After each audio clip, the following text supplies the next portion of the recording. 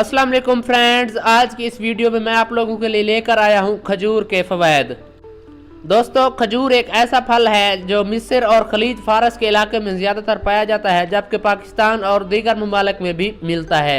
दुनिया की सबसे आला खजूर अजवा है, जो सऊदी अरब के मुक़द्दस शहर मदीना मुनव्वरा और मज़ाफ़ात में पाई जाती है।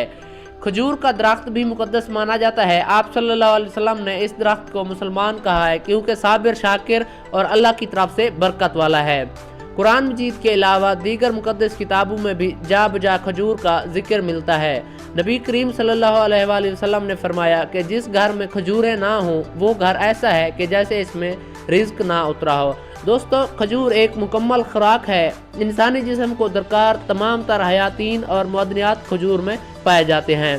शदीद गर्मी के आलम में तवानाई फौरी तौर पर बहाल करना हो तो खजूर से प्यास भी बुझती है और ग़िज़ाई फाइबर भी मुहैया हो सकती है। पेट के कीड़ों का खात्मा करना हो तो खजूर निहार मुँह खाना मुफीद है। खून की कमी का शिकार खवातीन को खजूर खाने की तलकीन की जाती है।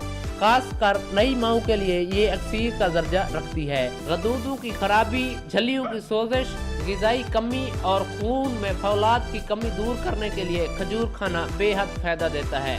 दिल के दौरे से बचाव के लिए और शरियानों की तंगी दूर करने के लिए भी खजूर बेहद मुफीद फल है।